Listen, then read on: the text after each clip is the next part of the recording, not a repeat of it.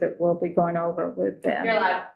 Okay, welcome, folks. This is Joint Justice Oversight Committee. It is November 21st.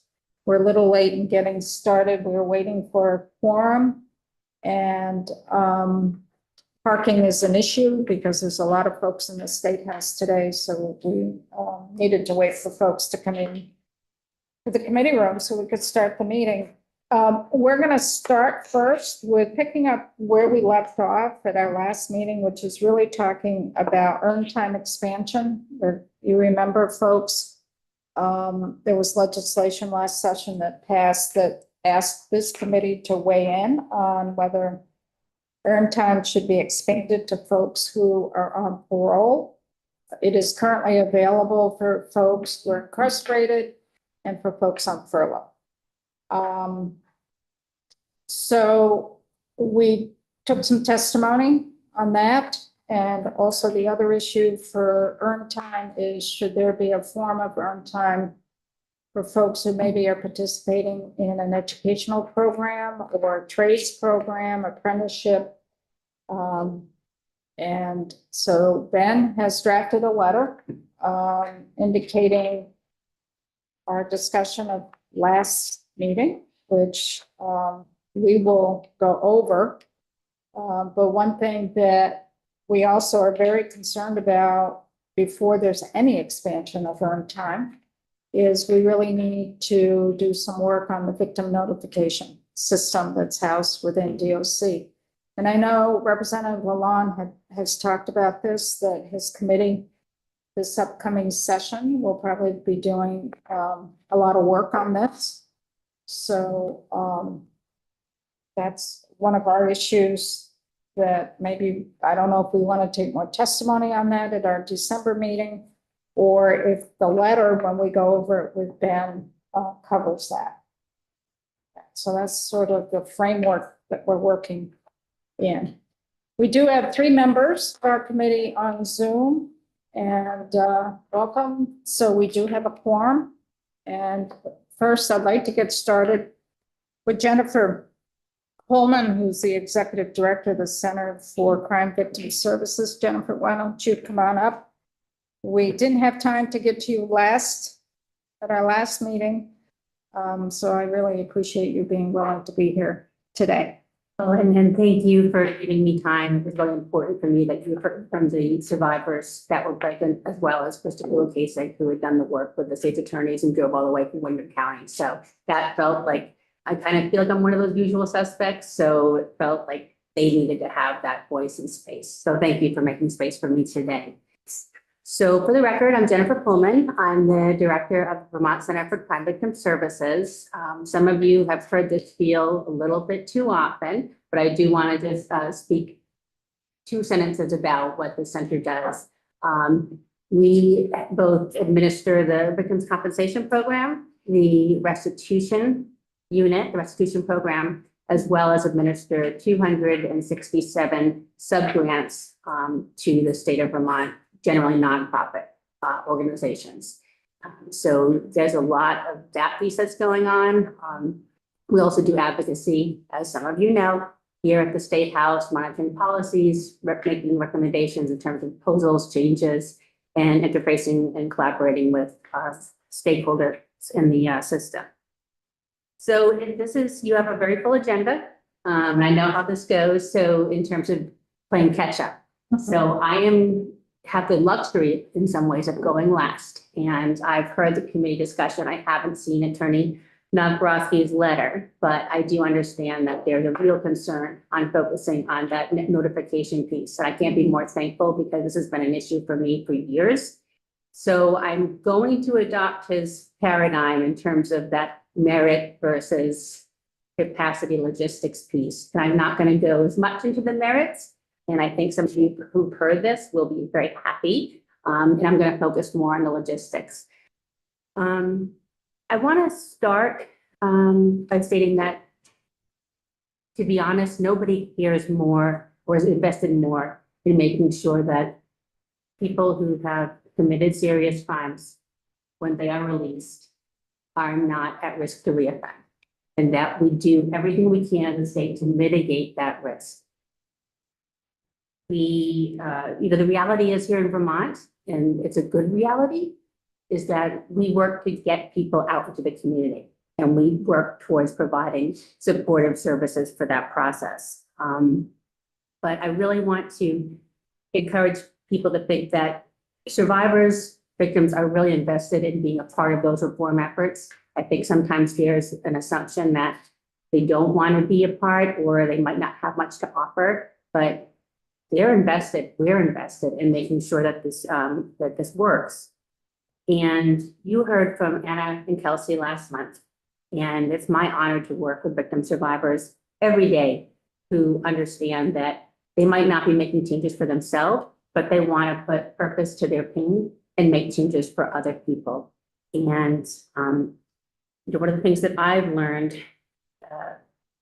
well, actually, I want to back up. I want to thank this committee for being incredibly respectful and compassionate when they spoke. I've been in enough committees where sometimes you get distracted, sometimes the phone is ringing. The attention that was paid when they were sharing their stories was really quite moving. And again, I want to thank everybody in this room, folks who are on Zoom, and just say that felt so important to them. Because the one thing that we've learned in this work, and there actually was a study by the National Crime Victims Legal Institute, that what makes the most difference for victims moving forward and what they feel about the system, and if they report again, is that they felt that they were heard and involved. Not that they agreed with the outcome, but that they felt that they were heard. And so I want to thank this committee for their takeaway was that we felt heard. And again, it's not about agreeing on the outcome, but it's providing space at the table for folks who have this lived experience and really can provide value to that conversation so much that I think is, again, dismissed. So giving them the voice, the seat at the table in terms of all the reforms that we talk about, increases that buy-in, increases that trust, and leads to transparency and just frankly better policy. I also want to say that I'm so grateful for the conversation that this has generated, and thankful to Chair Emmons and thankful to the Senate Judiciary for making sure that we focus on victim notification, because in all the reforms that we consider, we need to really be thinking about what this means for them. And it's generated conversations that are already happening outside of this room. It's created work groups that are saying, what are the problems? And what can we do and how can we generate change? And so I want to speak to that and what I'm thinking about the role of those groups in terms of reporting back to you in terms of how we can generate change moving forward. So I'm going to be brief on the merits piece. I can't ignore it. So I do want to just raise a couple of pieces. I'm certainly not going to restate what Attorney Navrogati has already been so eloquent in terms of educating folks in the room who don't travel in the committees that I feel like I normally hang out in terms of this puzzle piece that we've created. And I do want to thank, again, Chair Emmons and the Judiciary Committee for really taking this up when we realized that maybe things hadn't happened in the way that folks understood that they were going to play out. What I want to underscore in terms of how we get here, in terms of, again, what was really concerning to so many victim survivors is this whole plea agreement process. We know here in Vermont that roughly, I mean, any given day it could be 99%, 96%, but roughly over 95% of cases resolve in a plea. And from the victim survivor perspective, that's that give and take. They might have a certain idea in their head, especially for these very serious crimes, about this would feel okay for me. The reality is that they don't want to go through the trial. They don't want to hear exactly what happened. And I know, Chair Emmons, you know this from the winter bottoms. They don't want this played out in public. They want certainty. They don't want to take a chance. So that plea process is almost like a contract negotiation. The two attorneys go at it and they think about, can you live with this? Can you live with this? And so what's been concerning to victims in the past, which has been heard, but also victims moving forward is, wait a minute. I agreed to something that I thought was going to give me that certainty. And now it's changing. And every time we move the goalposts, we re-traumatize individuals who thought they had something certain that they could count on. So it's that moving of the goalposts, and really changing the ballgame after the fact. So I really want to just underscore again what victim survivors are thinking when they're going into a plea agreement, which is that they have rights in that process. In statute, they have a right to be heard, a right to be consulted. And again, the court must actually ask what is their position on that plea agreement. So it's really important that they feel like that was something that they had a chance to participate in. And even if they don't agree, there's still that right to be heard. And when we think about reforms in this way, we just need to make sure that we're building in some of those safeguards. Because what we know from working with victim survivors, you heard from Anna Nasset in October when she got that sentence, or heard that the person who's been stalking her, it was 10 years.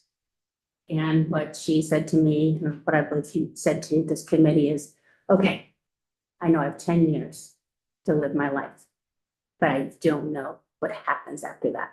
I don't know if I have to move again, change everything that I've been doing. And the Winterbottoms, who asked me to share this, some of you may recall Laura Winterbottom being the victim of a horrific crime in Chittenden County. And they wanted me to share with you, I want to make sure I get the words right, that essentially for them, it was that importance of knowing, that certainty that allowed them to not focus on the person who committed that horrific crimes against their daughter, but allowed them time to honor her in developing a legacy, creating a fund for other victim survivors. And Ned and Joanne had asked me to share that we are serving a life sentence because of the loss of her. It was very important for us to know that Montgomery, her offender, was safely behind bars for at least 43 years. We could focus not on him, but preventing the types of crimes he committed. And they have lived a life in that vein.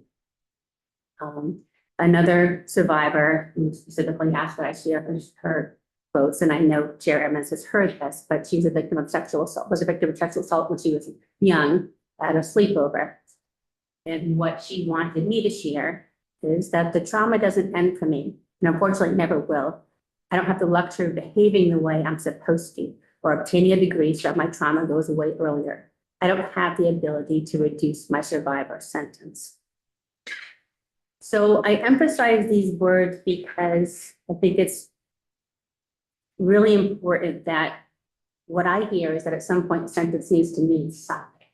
And I think you probably hear that from your own constituents and maybe from your own communities. It, again, is what does it actually mean when there's a sentence? And again, the recommendation ultimately is why we got to this place around victim notification, is that if folks can at least know what that new goalpost is, that and be involved in that conversation, that makes a huge difference. I do want to share that the other piece in terms of our work with victim survivors is they were confused about the rationale shift in terms of expanding it to parolees, because the understanding was that when earned time was adopted, the rationale at that point was it's helping the Department of Corrections to create a better environment where folks are provided the incentive, the carrot, that if you don't commit any if you don't do anything really bad, basically, you get your 7 days a week, 7 days a month. And it felt really important to the department, and I completely understand that it's a really valid management tool.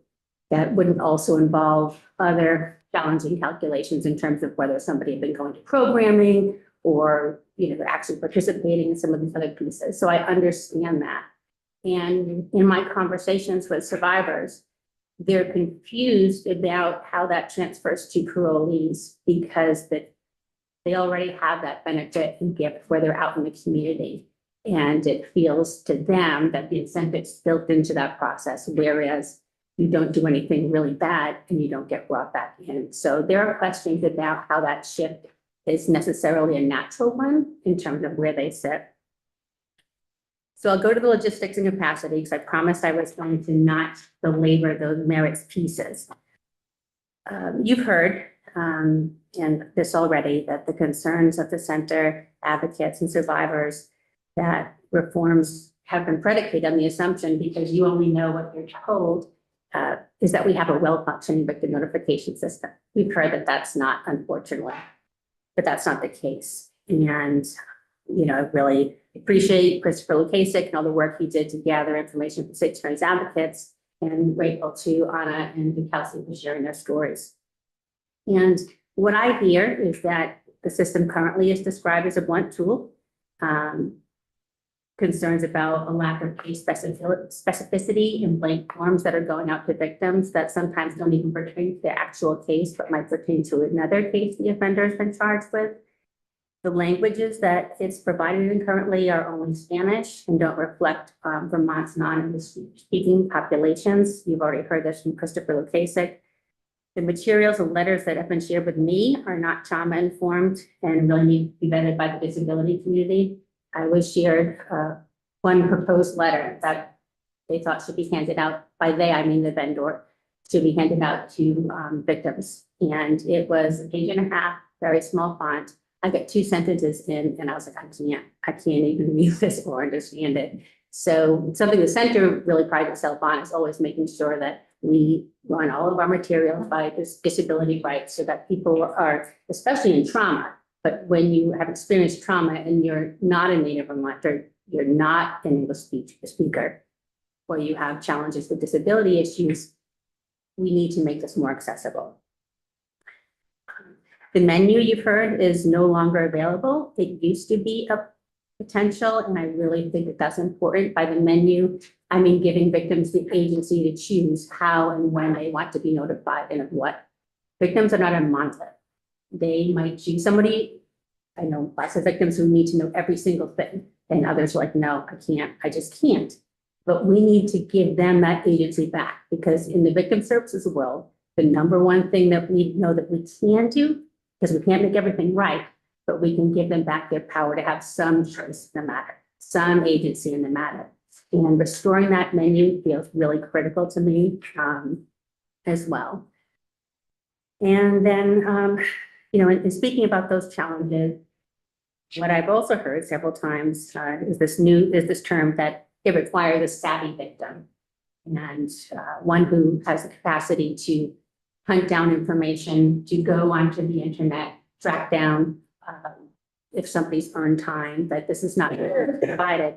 And Representative Wood, you actually had mentioned something in October that I had noticed as well, where in statute, we do have that 90-day, at least a 90-day requirement. Within 90 days, an offender is to be notified whether they've earned time. We don't have that for victims. And for somebody in trauma to say, you can check the internet, when we know Vermont doesn't always have a robust internet, nor do people have computers. I'd like to see, I really thought about could we be doing better in that regard as well. But the good news is that all of these pieces are attainable. There's not a single thing that I've spoken about, that Christopher spoke about, that Anna or Kelsey spoke about that can't be accomplished. When we get there, we'll need better training. We're not there yet, but there's nothing that has been mentioned that cannot be accomplished. And I really feel that, again, piggybacking on some of the conversation that I heard in October, it's really important before we discuss the merits any further to frankly just make some what are really attainable changes so that victims know exactly what they can expect, that stakeholders are supported in being able to do this, because I don't think anybody feels good when it goes wrong. And it's really just working together, and the conversations again have already been taking place. And my thought was that it would be really great if we could make space for a report back to the committees of jurisdiction, that the groups are working on it already and they're across the spectrum. So it's advocates from the state police who do this work, state attorneys, AG's office, the centers involved, DOC, and we're looking at where are the gaps, what are the recommendations, and have a report back. Because obviously you all want to know that things are going well. And there are reforms that you're all thinking about too, in terms of the larger substantive issues. But having accountability back to the committees of jurisdiction to say, okay, what have you come up with? You've had, at this point, there's been one meeting, but back in April, I like the fact that it's Crime Victims' Rights Week in April, is reporting back in terms of, okay, what have you come up with? But I think a report back would be really helpful because we want to move this forward. And frankly, when folks know that your eyes are watching, it creates action steps. So can I interrupt? Of course. For a minute? So the folks are already currently meeting? They just had their first meeting. We did have an introductory meeting with a much larger group that was back in September. But then there was a meeting about a week and a half ago to really pull together the people that are actually doing the work to try and create more complete recommendations versus having just larger folks. So they're thinking if we did something legislatively to require a report back to the legislature, it would be more solidifying for the group to come together? Personally, I think so. I know that there's confusion about what the center's role is in all of this. And I wish I had the authority to be able to say, we need to do this because then we wouldn't be here. But I think if you all are saying, come back in April or come back whenever you deem appropriate, that would keep people's feet to the fire. Okay, and if you've considered, or the group has considered the relationship with the standing committees during session. So the standing committees are probably going to be having a discussion as well. So I guess before I'd make that your suggestion, I'd want to know what the chairs of the standing committees think, and that includes Representative Emmons. And then my other comment is I just went out to look for your testimony, and is there a way that we could get a summary of your testimony? That would be helpful. Sure, I'm old school, as you can tell. So Yeah, I know it's all like that, but just some bullets or something. Yeah, I can In certainly do particular, that. this one is important because you have a very specific recommendation to make. Be helpful. Would it be helpful, Senator, if I just focused on the capacity recommendations? Yes, Okay. yeah, no, that would be great. Your recommendations, because you've got a lot of information about individuals and their experiences, and we hear that. We absolutely hear that. Thank you. Teresa? I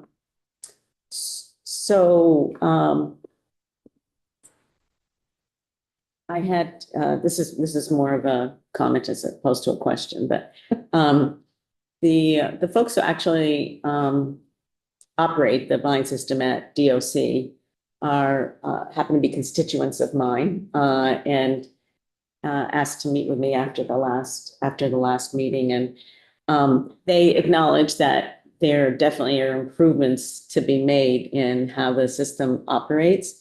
I'm just going to say the feedback that I received is that it would be helpful to actually require participation of particular groups in that conversation because they feel like they're on, when I was thinking of a sort of like, along a process timeline of like where victim information should be inputted into a system, it's not over here at DOC. It should be happening much sooner by the people who have the initial interactions, with the victims. And that is not happening consistently at all. And they at DOC, the folks that I spoke with actually, are trying, they are committed, and they understand that you know, the documentation needs to be at different reading levels and needs to be more open to interpretation and to accessibility. So I think that, you know, whatever, I've given a brief look at Ben's letter here, but I think that a recommendation about, you know, the parties being required to participate in these discussions might be helpful. Because, Yeah, that's why I say, look, the committees of jurisdiction. Yeah. Yeah, and I just, you've got. yeah, Yeah, I agree, Representative Wood. I think that would be really helpful because again, knowing that your eyes are on mhm, the work spurs action. And I certainly don't think that anybody who's a part of a system wants it to go wrong. Everybody wants it to go right. And that's where I think this opportunity is really exciting from where I sit in that, okay, we're starting the conversations, but requiring it, absolutely. I could not support that more, but I think everybody is trying to do the best that they can.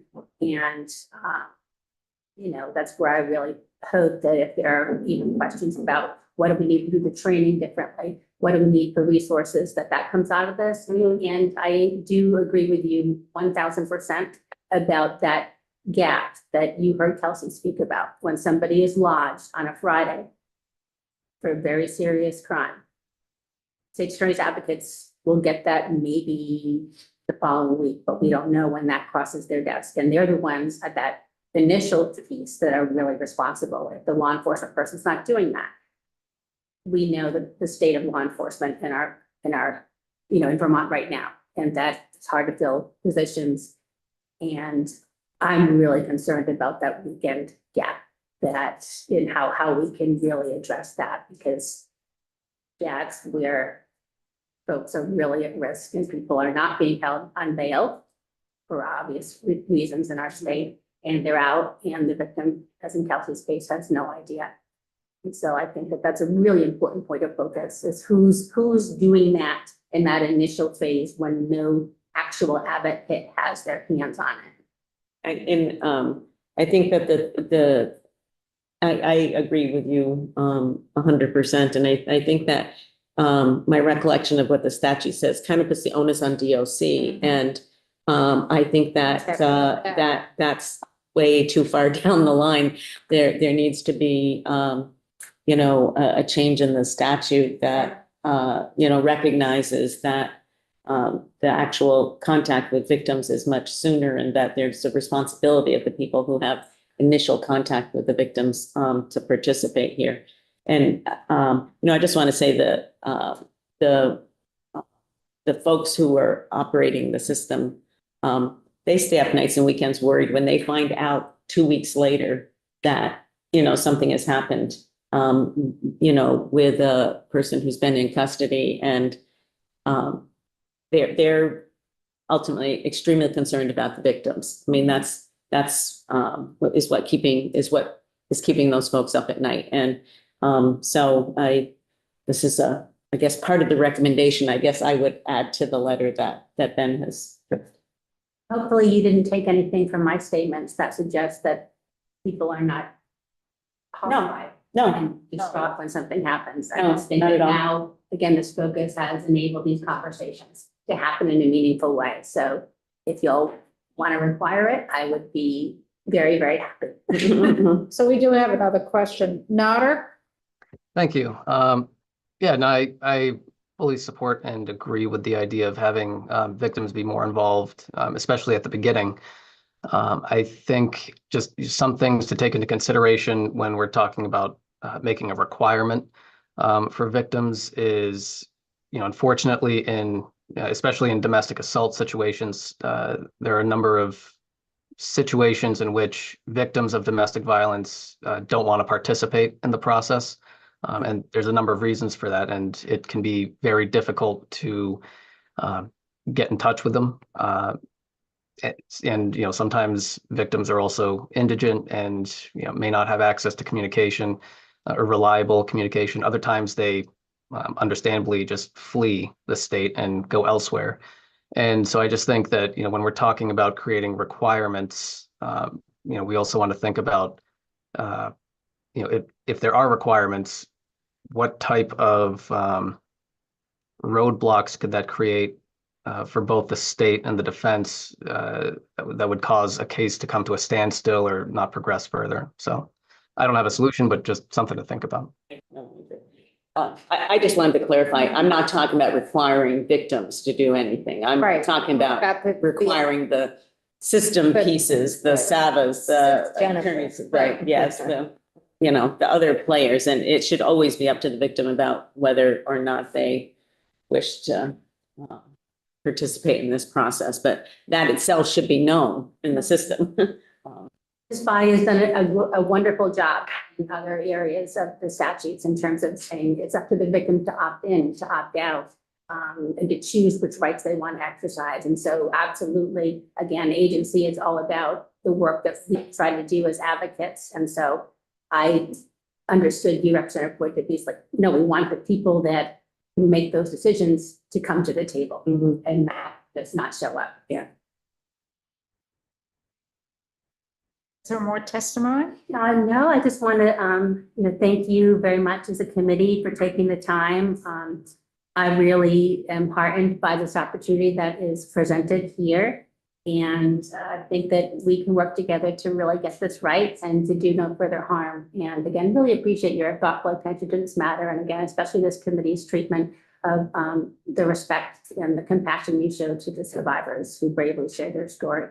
So thank you very much for your work. Great, thank you. This is a good transition to Ben and the letter that we have, and I think over these changes. I really do that.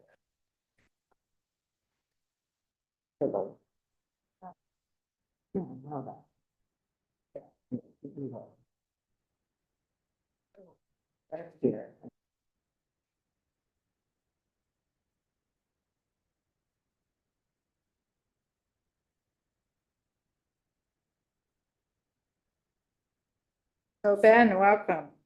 Thank you. Do you want me to share my screen with Yes, the please. letter? Yeah.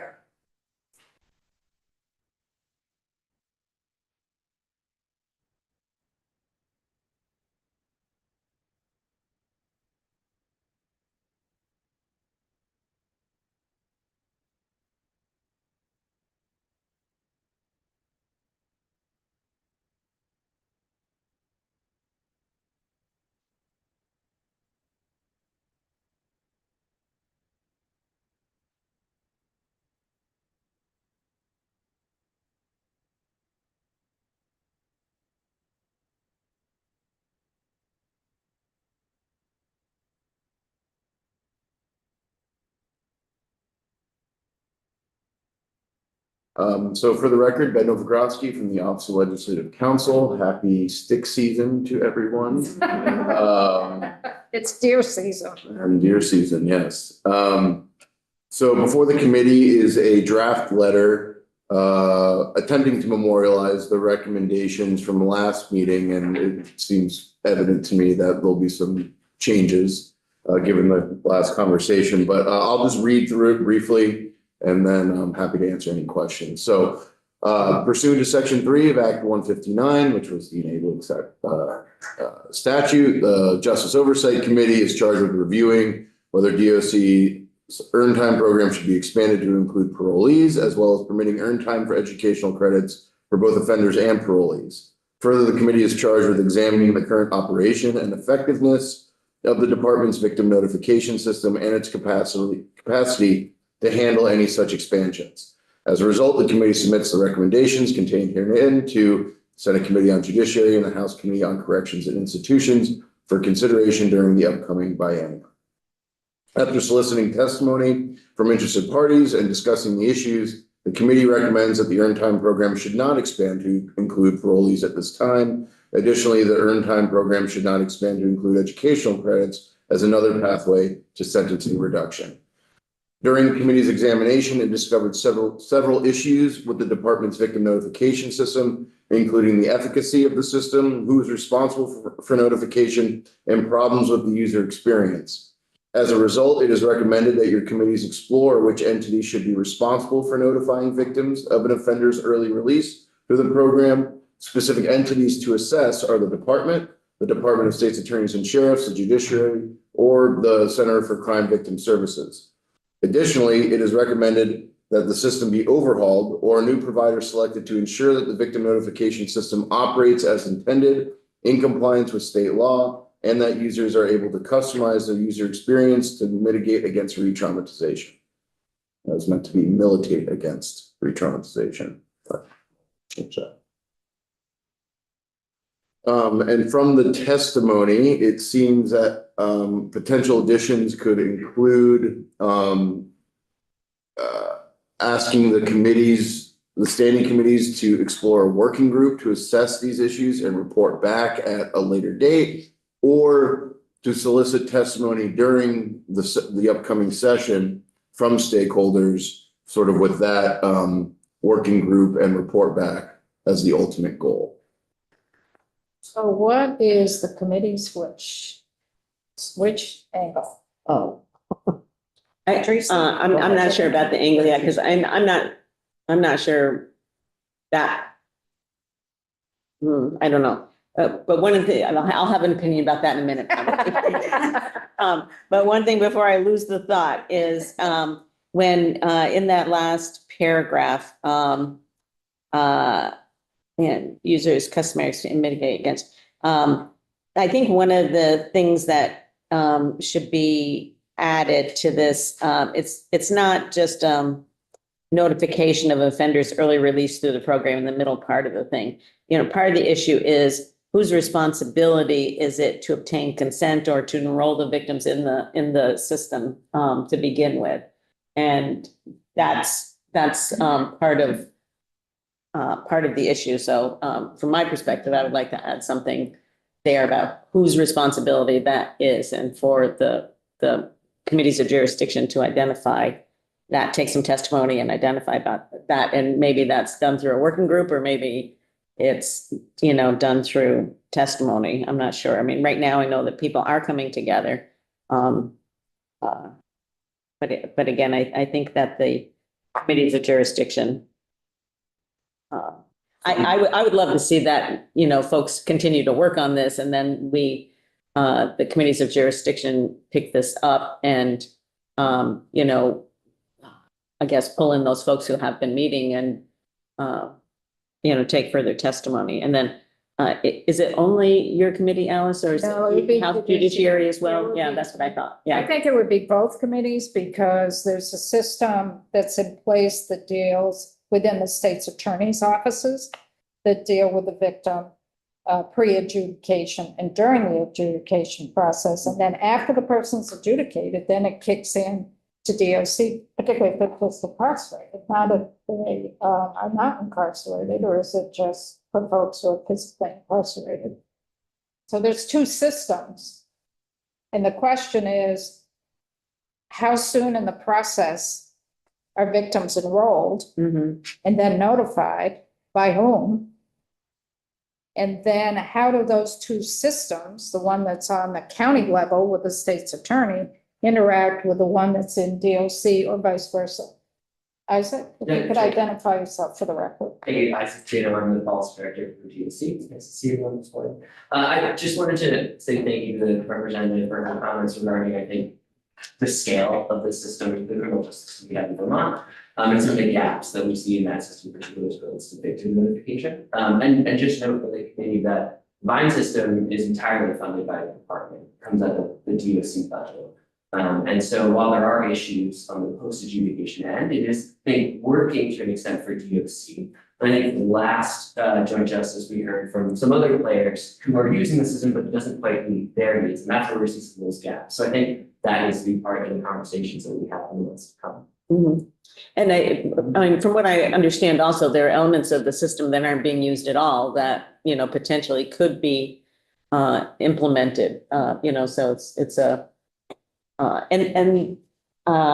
don't know, I haven't spoken to the vendor, but they, Vermont, as we all know, is a little bit unique in our correctional system, and they have seemed to have been amenable to working with the state on changes to the system, customizing it to what we need. So I'm not sure we should kind of do the throw out the baby with the bathwater thing before really looking at whether there are elements of the current system that can be implemented that might better serve the needs of the people who have access to it.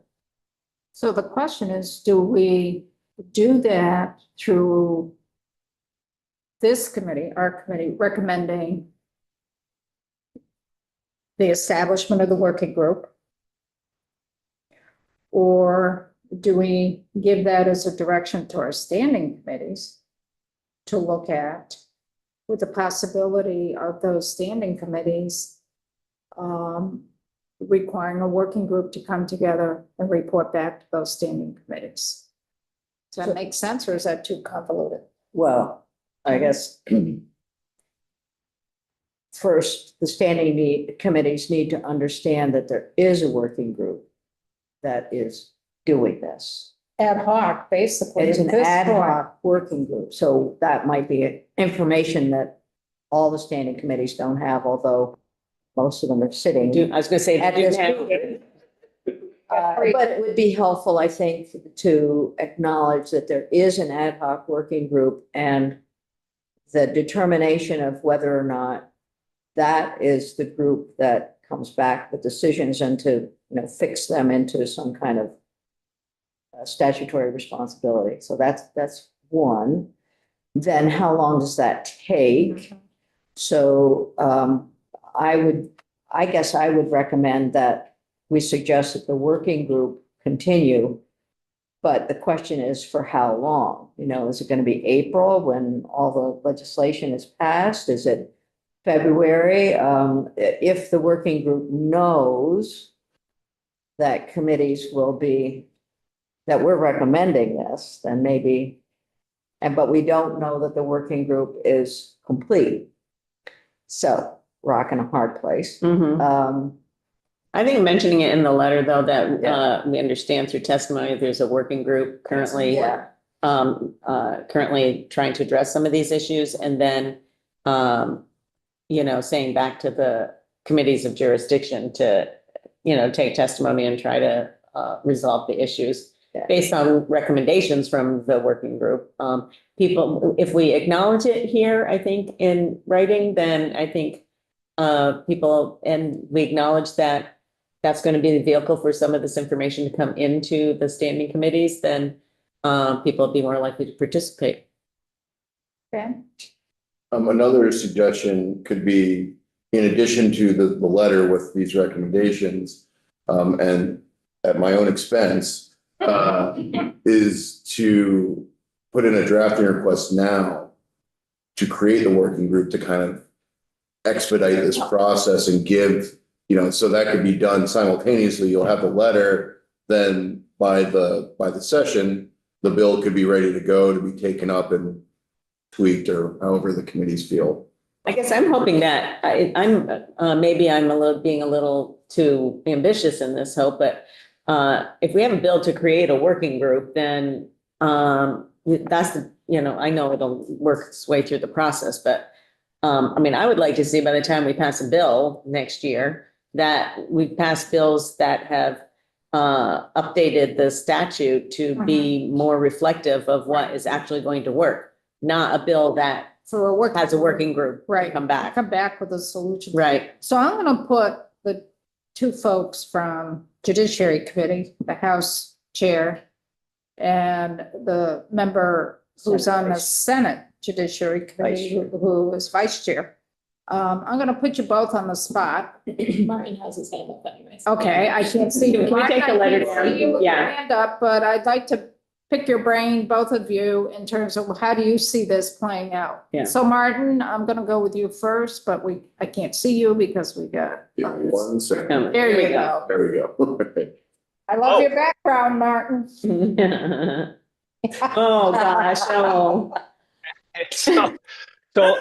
I have a concern of having the two issues combined. I think figuring out what needs to be done with vines should be separate than figuring out how to get victim notification pre-trial when somebody's released on bail or conditions. That seems to be two separate issues. They can go together, but my concern is it going to take longer to figure out the vines issue? Because I think the other issue might be a little more straightforward, and I was definitely planning on digging into that anyway. And I wouldn't want a working group to say, wait, because we haven't done all that work. So I'm a little concerned about that. Nader, do you have anything you want to weigh in on? Yeah, I think, and this might just be me being obtuse here, but I'm not sure that we need to make a working group when we have the letter that we just saw, which provides some recommendations. I think that, we could have some folks come in and testify as to why those recommendations are being presented. I do have some questions myself, but I don't know necessarily that a working group needs to be created. And I just add, if I could, that, if I'm looking to try to take this up in February, then the working group should be on notice that they can keep on looking at that issue. And that's not the Vines issue. That's not, post adjudication. It's the victims issues, pre-adjudication and during adjudication. So, my intent is to have that, looking at it in the February, early March timeframe. So, and if the working group has recommendations to bring, that would be great. But I don't think we have to order the working group, since it seems to already be working. And now they have, at least from House Judiciary, a target, a date. Jenny? So I just, what I'm hearing you say is that we don't need legislation for the working group. It may be helpful to acknowledge the working group's existence for purposes of testimony and information. Yeah. So, yeah. I agree with that. Yeah. That's what we decided. Yeah, I think if I don't want to wordsmith because we've Yeah. got Ben who works the magic. But during the committee's examination, we could say something to the effect, we understand there's an ad hoc working group working on this. And then we could also pick up what Martin just said, there's really two systems here. We've got the system of notifying victims of an offender's whatever in the pretrial system. And then we also have the other system that's housed in DOC, and to look at those two systems. How they Is the operate. notification system different? They're not. It's the same notification system. It's just what notification happens when. So But- that's what, is that right, Isaac? I believe so. I believe it's really designed, it's the department's tool. It's really a post adjudication system. I think it's trying to be manipulated Used. for a pre-trial. Which may Right. not be where some of the effective. issues arise. Yeah, Right. yeah. So you've got to look at that notification, but you got two different clients that you're working with, basically. And I'm looking at the offender as being a different client. Because you have an offender that's going through the pre-trial situation, but you also have an offender who's incarcerated. Mhm. But you have a notification system that is sort of designed more for DOC than for that pre-trial. Well, and I think that it seems like everybody agrees that there needs to be some improvements around victim notification and how that happens. Whether, fine can be modified somehow to accommodate both the pretrial and then after. I don't know, I'll leave that up to people who are working on this day in and day out, but I get what Martin is saying around, feeling like it's two issues, but the overarching thing is the victim notification, which needs to occur in both situations, I guess is. So that's the thing that ties them together, even though they're separate, But there's it ties them together. There could be a different delivery, not delivery system, but a different issues that get notified. Mhm. Pre-trial that you want and the incarcerated. Jennifer, and then I'm gonna go to Jill. And Jennifer Coleman, for the record, my understanding from speaking with the folks at Vine is that the system absolutely can be accessed and developed for law enforcement and state attorneys. Mhm. And that was something they approached the center on. Again, we don't have that authority, but wouldn't it be great if we had one system that everybody was trained on for that? And so I think for me in my head, that's part of the responsibility of these IHOP work group, which is saying, what are the potentials here? What we actually have, and how can we grow it, how can we build it and make it easy to use So I think that is something that's been brought to my attention, that this is a tool that can be, improved and can be expanded. Yeah. You know? So, I'm asking a very fundamental question. So we have a letter here. We're also working on a report. And my question is, are there recommendations here in the letter that would be integrated into the report rather than to be a separate letter? Just whether that corresponds with the statutory direction, or not. Well, this is Yeah, the report. this is the report. Yeah. Okay, so we'll be adding on any other recommendations. in Right. this letter. Okay, that was my question of clarification. Got it.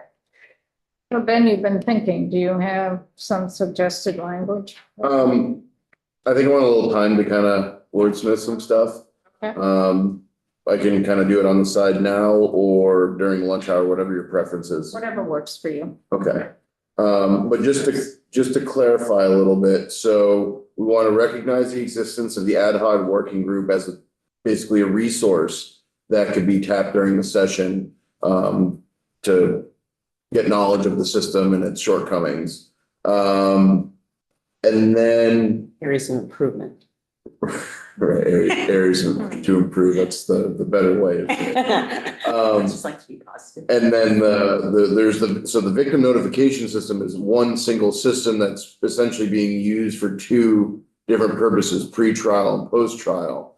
But basically the indication is that explore whether it seems like there doesn't want to be a new system used for pre-trial, but explore whether this system can essentially be tailored for those two different purposes. Am I? Okay. I'll work on it. We'll work on that. Anything else on the letter that folks feel should be changed? Works I have other recommendations to go on. to this letter? Well, This is the something report. Different topic, yeah. That's Yeah, different different topic. topic. So if we can, we'll take a look at it this afternoon. Sure. If not, then we do have to do something. It'll be done. Thank you, Ben. Yeah. I think you're still back up here a little bit.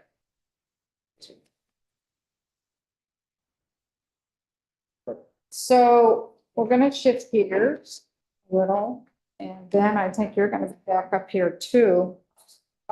We wanted to do a little bit more work in terms of, how the medication, for folks who are reentering from an incarcerated setting into the community, how that is working upon discharge.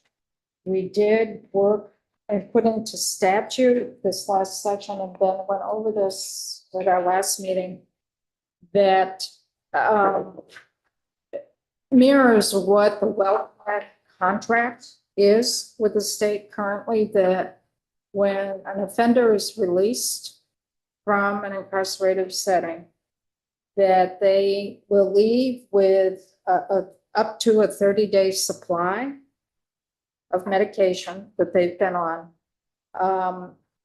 and a prescription to complete that, as well as the provider, WellPath, work with trying to set up an appointment in the community with a primary care provider to continue the medication.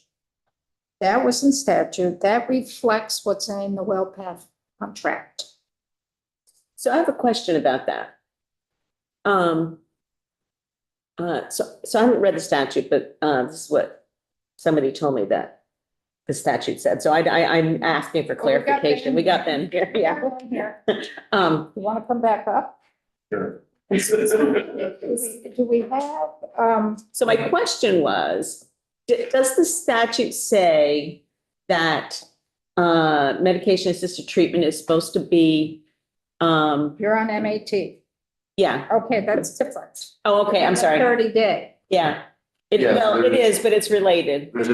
So there were changes made to both just standard prescription that are issued and then MAT prescriptions. Okay. There is a difference. Right, so. After you. Well, I don't know. So currently, the way the WellPath contract is structured, when a person's on, and I'm going to use MAT, I know it's not called that, but when they're on MAT system while they're incarcerated, when they are released, they will be released with as much MAT medication to hold them over until they can hook in with a provider or a hub to continue the MAT treatment in the community. So they could leave with 3 days of medication, 5 days, 10 days, but also WellPath would need to work with the offender to find a provider in the system as well. So they're not leaving with a 30-day supply. They're only leaving with a number of days supply until they can hook in with a hub or a provider. in the Okay. community. So that's where my question comes in. So, and maybe I've got a different part of the statute that this is referring to. So if I do, then just tell me and I'll ask that question at a different time. But what I was told, it was that, the statute says something about the community providers actually supposed to be supervising the treatment inside the facility.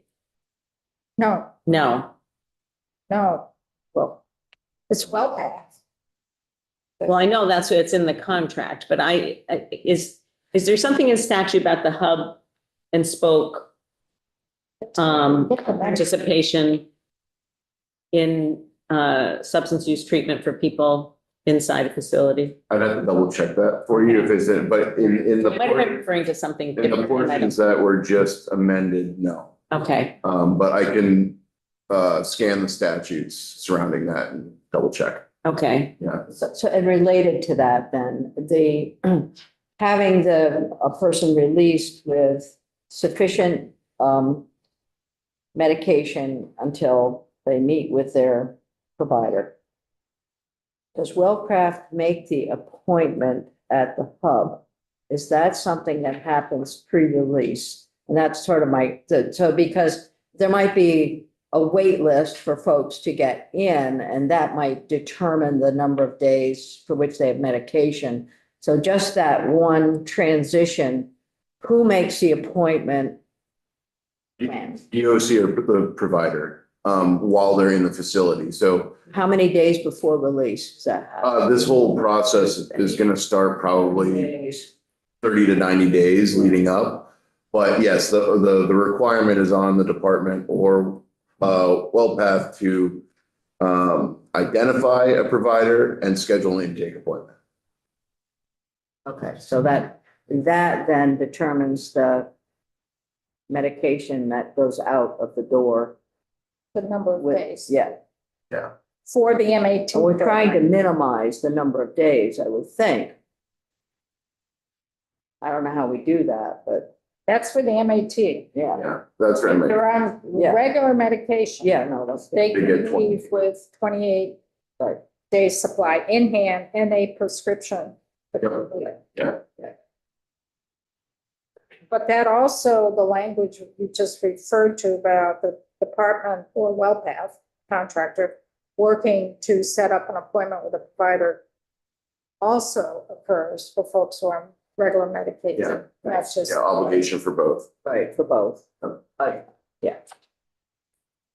Thank you. So do we have the person from WellPath on? Well, there you are. Just anticipating a Zoom. Any questions of Ben on this before? Yeah, thanks. You can see it. Okay. Yes, Together. yes, please. Yep. That's fine. You want to start off, Isaac? Introduce folks? Sure. Hello there. Good morning. Isaac Dano again, Policy Director for DOC. Dr. Jamila Graham, Medical Director for the state of Vermont for WellPath. Except I'm the Executive Director of Health, Wellness and Engagement for DOC. So who wants to go first? Does it matter? You're both doing it together? Perhaps we'll hand it over to Dr. Yulagin to talk a little bit about his background and his work. Yeah, sure. And I think that just a little bit of that context, because I've only been at WellPath for a short time in Vermont. But just to understand kind of the background I'm bringing to this approach. So I trained University of Vermont here, was in a mom and pop family practice for a little while, but ended up being absorbed by the university. And through that, my years at the university got to really understand process in healthcare improvement and had a number of roles there. I went on to get my addiction board certification for addiction medicine. And then just about 9 months ago, started January, so whenever that is, started working for WellPath as an addiction specialist. And really looking at rewriting, I spent the first 6 months rewriting with Andy Ronciano our whole MAT policies to make sure people had better access. And we we're also sort of modernizing the approach to MAT because MAT was installed from statute in 2018, and it sort of stayed there. That was a big thing, what people did to get it, but we needed to kind of bring it up to modern times. So that's what we did. Starting at late June, I've been the medical director there, and I'm looking at many things this one, and forgive that little journey, but looking at this process and trying to put into place this, be compliant with this piece of legislation, which I totally agree with. People, I think of things like a physician would. So when your physiology is in a bad shape, your physiologic function, you go to the intensive care unit. When your social function is in a really bad place, one place you often end up with is you end up in the Department of Corrections. And that's a bad place for your physical health, those transitions. So as we get people out back in the community, you want them to have medicine. So my background in process is kind of how I'm looking at this whole thing and where we need to fix the process. I'm happy to, I heard you guys kind of chatting about, obviously, what you're trying to figure out. It's quite complicated, trying to, and the goal is the right one, right? So people shouldn't be missing their medicine. We should make it easy for people to take the medicine, whether it's buprenorphine or Lipitor, right? We should make it easy for them. We should lower the barriers because these are people, like I was saying, with the highest psychosocial determinants of health. It doesn't get higher. So how do we make that easier? And so I can answer some of the questions out of hand. I'm going to qualify my answers with, I'm going to be very clear about my expectations and what our policies are. Getting them to happen on the ground and making sure that the people have adopted the policies we're putting in place. It's a whole different journey, which we will attend to also. But when I say, for example, we make appointments, it's my expectation that people make appointments. We do make appointments. Sometimes do people not have appointments? Yes, they do, and that's not okay, right? Sometimes there's good reasons for that. One of my biggest concerns is the availability of primary care providers in the state, and that's beyond my or your ability to control, but we all know that is a concern. Some points to clarify, we'll start with MAT. Is not everybody leaving goes to a hub for their MAT. As a matter of fact, if people need the hub, that's where they should go, but there's only so many in the state. And so if people can go to their medical home or what's the closest place for them to get their medicine, that's because again, it should be easiest as possible for people to get the care that they need. So it's not always a hub. Is it a spoke always? There are a few, so it's almost always a hub or a spoke. Ideally, a primary care provider might be a spoke, or sometimes it's a super spoke, like Civitas, some of our super spokes. There are a few providers in the state that operate outside the hub and spoke model, which, at least they're getting their care. But the idea is to set it up for the place. We ask the patient, where is it going to make sense for you to get this medication? Obviously, since they're on methadone, they have to go to a good treatment program. And this includes, gosh, if you even think about preparing for discharge, if somebody's in the middle of a 10-year sentence, for example, and they say, look, I want to go on methadone, all the medical questions we ask them, like, why, is that appropriate, et cetera. And then we say, okay, now when you leave, do you understand you may not be able to get this medicine in your community? You might have to drive, and where do you live? And so planning for people to get their medicine starts at that point. I'm pleased when I first read the legislation about providing actual medicine to people on discharge. being an addiction specialist, my first concern, I thought we might be required to provide 30 days of buprenorphine in hand. Yeah, thank you for that clarification. I feel much better because you're just giving people currency, right? And so we want to be very careful about that. So that I got that clarification. So that's good. When I was operating addiction treatment in the community, we and many Vermont hubs exposed to a similar thing. We have 2 volunteers. You know, your low stress people are doing great. They're going to work. They're taking care of their kids. You know, all the things they need to. We see them monthly. When people are not doing well, we see them weekly. By definition, when you're leaving the facility, you need to be seen weekly, as far as I'm concerned. So the goal is about a week, at most. Sometimes it's longer, sure. But my goal and my expectation would be a week, and a lot of it's based on what they can do in the community. One of the wrinkles, and this is not a common one, but it does happen, out-of-state discharges are challenging. We had a gentleman who wanted to go to Florida. So that was challenging. So people should leave with prescriptions of their medication. I think there was an interest, and we could talk about it if in injectables, long-acting injectables. I think it's a fantastic idea. Yes, absolutely. So one of the first things when I came in as the addiction specialist, I tried to look at, it takes a lot of time to pass out the medication. And so I did an analysis. So if we take the corrections officer's time, the nurse's time, all that time we spend passing out the buprenorphine medication, if we take all those salaries into account and just could invest that in the money, it wasn't even close. It wasn't even close to the, to the human resource dollars, we would say. How was it not even close? It was more financially advantageous to do the injection, or more financially advantageous for the labor and the staffing? No, it was more financially advantageous to continue to pass immediate acting Keep medication. doing the way we're doing. Yes, if it was financially advantageous for the injection, I would have been knocking on somebody's door here at the State House begging to buy that. So how many folks who are incarcerated are on the MAT program? It varies a little bit, but it's about 2/3. About 2/3. But 800, 900 or so folks. Yeah, out of 900. about 1,400, yeah. And those include detainees. That includes detainees. And of the folks that you're working with who are reentering the community, how many of them have a primary care provider? Yeah, and so I don't have the answer for you. I would say probably zero. I don't think it's more than zero. And it depends on what constitutes having a primary care provider. And I think that's the challenge of being measuring that. Because if the patient can identify one, have they been seen in the last 3 years from the community, that's what they would consider. I'm your primary care provider if I've seen you in the last 3 years. So I don't really know the answer to that. But it's not as many as we would like, right? We want everybody to be in count.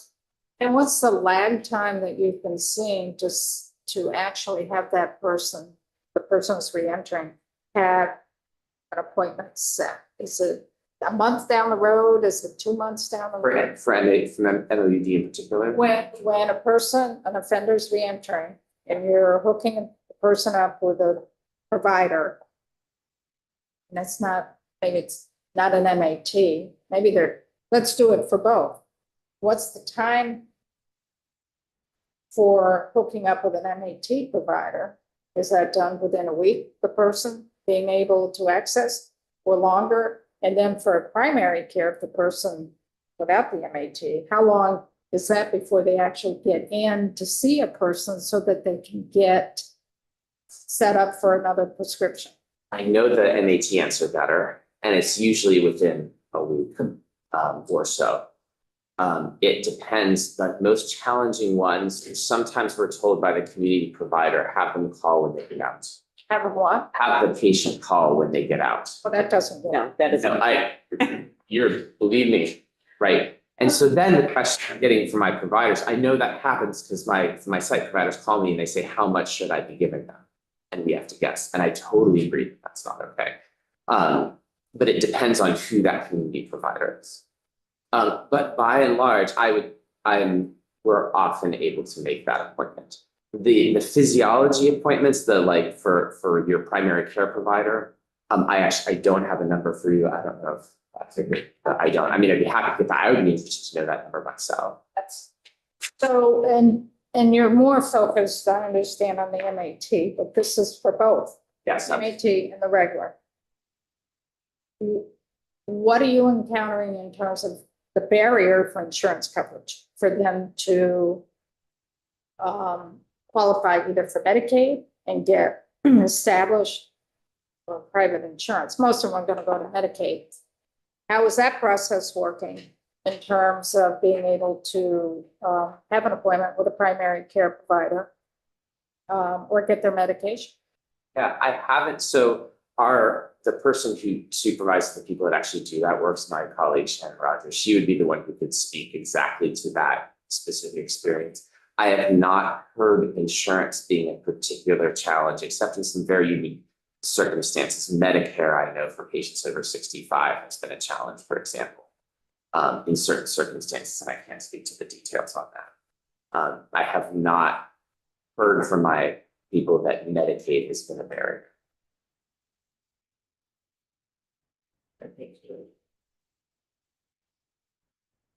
The issue is to have the person apply for Medicaid. That's the issue, because to apply, they need to know where to apply.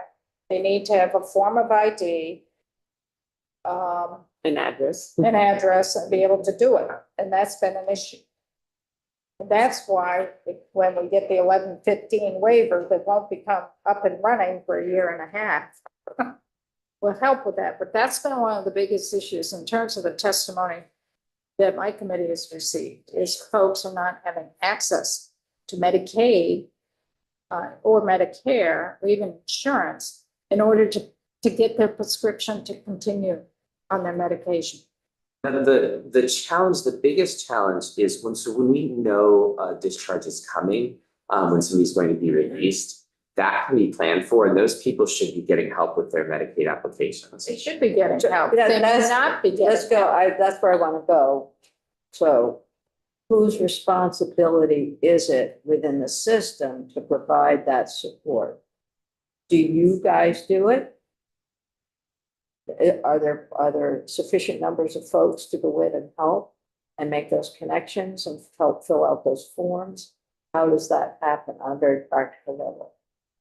The actual nuts and bolts of how it happens, I apologize. I guess the question is, whose responsibility is it? Who's doing that? Is DOC doing it? Is someone coming in from DEVA? Is there a social worker out there? Or do you have a staff who go in and do that? Is it the nurse who comes into the facility? Who is responsible for that is it under the Wellcraft contract?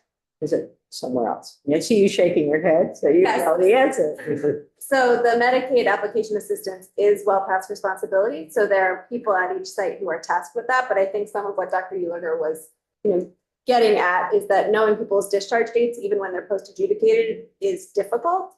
And so that's just a challenge that staff has to work around in order to be able to actually do the coordination.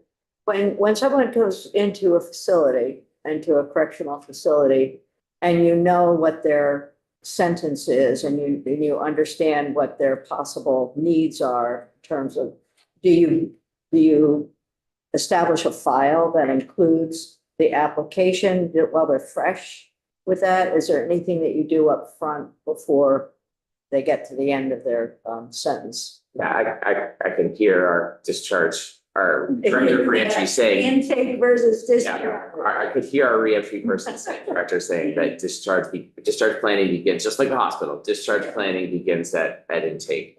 The challenge is some of the long-term pre-adjudicated folks, we have detainees who are with us for months, and then all of a sudden they're gone. We don't, so my suspicion, and I don't know, I looked at we do keep track of what percentage of people walk out, at least with prescriptions. Now, prescription isn't medicine, so that's important, but who walks out at least with prescription if you've been with us for at least 2 weeks? And it's pretty close to 100%. The stories, I suspect a lot of and so it's not 100%, so there's a couple in there that might be. But the other are the people released from court when they've been with us sometimes for months and we don't have any.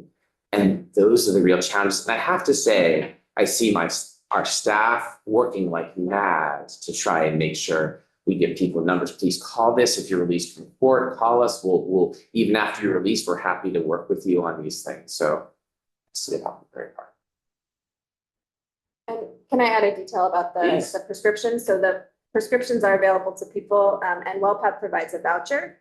So their insurance enrollment shouldn't affect their ability to pick up that first one. Granted, there are still barriers to getting there, but there is a voucher for that first 30-day prescription that is. But they have. So the first 30 days is covered by WellPath. It's after that that's the issue in terms of two things: being hooked up with a provider in order to get the prescription, the ongoing prescription. And the second issue is having the ability to pay for it. Those are the two issues. And that's more structured for someone who has had a sentence and has been incarcerated, and you know in the ballpark when they are meeting their minimum and will re-enter the community. The issue is with detainees, because we've had some detainees who have been there 2-3 years, that all of a sudden will be discharged, and that's out of DOC's hands. And that in particular, Chair, is where you might see some of those Medicaid issues. So you have someone who's been in for a year. They probably have missed that letter that was sent to their residents asking them to re-up their Medicaid status. But while they're incarcerated, they lose Medicaid. Right, well, and Medicare right. and private It insurance. is a de facto termination with Medicaid according to Social Security Act. Not a But cause. where we run into those issues, those rapid discharges, if someone is released at court, their Medicaid has been terminated, they will have to go through that reapplication process in the community, and they are outside the jurisdiction of the department at that point. They don't have transportation. That was they my don't have question, an though, address. but WellCraft will support that application. That's where I am with this. How do they get that application? But I think it's difficult if someone just walks out the door at court. Yeah, if they walked out. I do know that very few people take us up on it, but our staff will call and ask, you can come back and we'll help you with, I know medications, I don't know if they'll help you with the Medicaid application. And that's a good question. Very few people actually come back. They don't want to come back. Yeah, I know. So we have a question online. Topper? Yes, thank you. This whole discussion that we're having right now, we had that discussion earlier with the commissioner and the individual from WellPath. And I'm amazed that that the director, the healthcare director, which I think I can't remember what the title was that you have, but that you can't answer these questions. My understanding is WellPath was responsible for making sure that an incarcerated person left that facility either with a prescription to get what they needed, or it was given to them.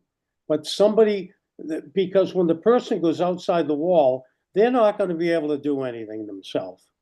And to say to somebody, come back and we'll help you, I thought all of that was going to be done before they left the facility.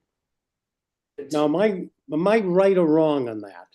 To clarify, Representative, we're talking about those folks who have been released, detainees. I can't understand. I can't. Sorry, some noise in the room. Representative, we're talking about those individuals who are released potentially from court, detainees, who are then beyond the jurisdiction of the department. And those releases can happen at any time. The charges might be dropped. I bail might be understand made. that. Yeah. Okay, I understand that. And in this, we're talking about the Long-term people, the people with the sentence, WellPath takes care of that process, right? Right, that's in our contract. It's also in Act 159, which was passed this past session. Okay, thank you. And Yes, and for folks, whether they're sentenced or detained, we have a nearly 100% fidelity to providing them a prescription. Now, the new legislation, which I support, we need to get them the medicine too. And there have been some back and forth with our pharmacy around, we've had to, because now all of a sudden we're dispensing medicine for home. So child safe caps, that's taken a little time. We're on track to start piloting that in the new year. So I'm looking forward to making sure that that gets put into place.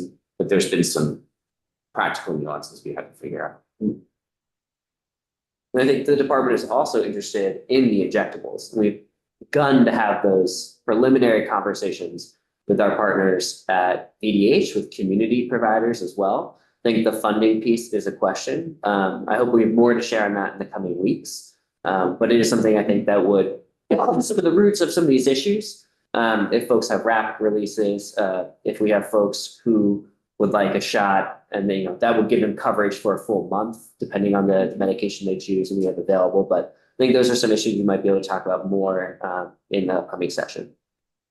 When we're talking about medications at release here, it's really important. And I think this is, it's probably come up in the past because it sounds, this is a well-educated committee when it comes to this, but the risk of death from untreated opiate use disorder in the first week after incarceration is astronomically high.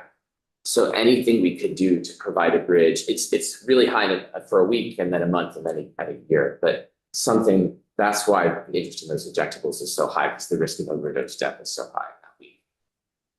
And it's a practice we also see in other systems, Massachusetts DOC, New York DOC, New Hampshire DOC, the Federal Bureau of Prisons uses injectable MOUD. It is expensive, but as Dr. Yeager mentioned, anything we can do to reduce the great risk of overdose and death upon release from a correctional facility is a worthy investment. Well, I would think also the other advantage to that is there isn't the risk of diversion. Absolutely. Which is one reason why the federal government. Because it's currency. You have something like that in your pocket, it's currency. And that is also true with regular medication. If you're on anything such as Adderall or whatever, it is currency. Absolutely. Okay.